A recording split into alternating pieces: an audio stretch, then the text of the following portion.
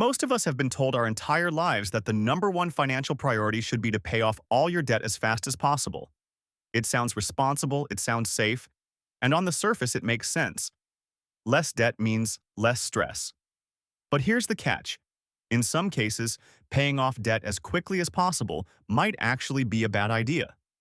It could keep you broke, limit your opportunities, and even set you back financially in the long run. Let's dig into why. First, not all debt is created equal.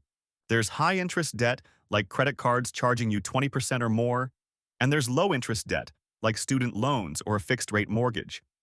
Treating all debt the same is like saying a paper cut and a broken leg both need the same treatment. If you put every dollar you have into paying off low-interest debt, you might miss out on opportunities to grow your money. So let me ask you, when you think of debt, do you feel like it's all equally bad? Or do you separate it into dangerous debt and manageable debt? Here's an example. Imagine you have a student loan at 4% interest and you're considering throwing every spare dollar into paying it off early.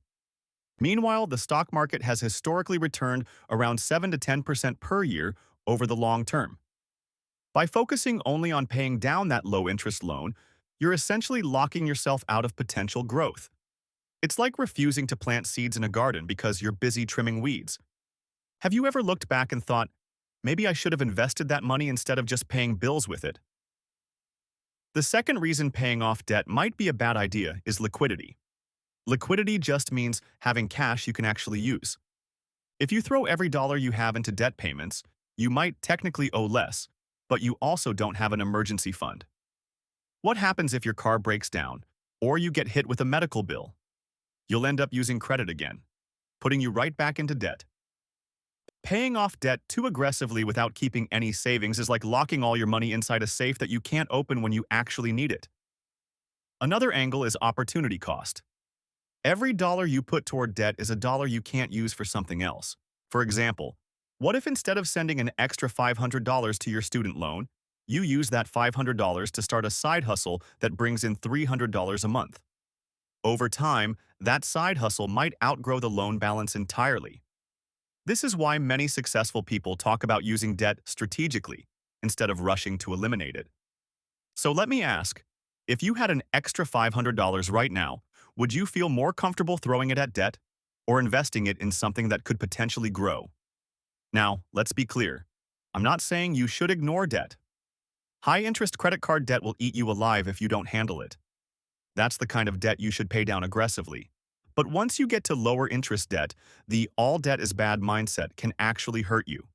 For example, someone paying off a mortgage early while they have no retirement savings is essentially saying, I'd rather own my home outright than be able to afford groceries when I'm 70. Does that really make sense? It's also worth mentioning the psychological side. For some people, being debt-free feels so good that it's worth the trade-offs. But for others, that same obsession with killing debt keeps them from moving forward. It's about balance, not extremes. So I'd love to hear your take on this. Do you think peace of mind is worth more than potential growth? Or would you rather live with some debt if it means building wealth faster? Let's also talk about inflation. When you lock into a low-interest fixed-rate loan, inflation actually works in your favor.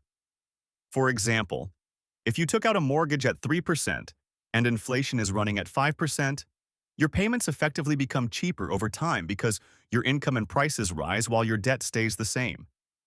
In that case, why rush to pay it off when the loan is essentially shrinking on its own? Finally, think about your long-term goals. If paying down debt means delaying investing for retirement, you could be missing out on the most powerful tool in finance, compound growth. The earlier you invest, the more time your money has to multiply. Waiting until you're debt-free might mean you've lost your most valuable years of compounding. That's a trade-off most people don't realize they're making. So here's the bottom line. Paying off debt can be smart, but it isn't always the smartest move. If it's high-interest debt, yes, attack it. But if it's low-interest, balance your strategy. Build an emergency fund, start investing, and don't sacrifice your future growth just to feel debt-free today. Debt isn't always the villain. Sometimes it's a tool.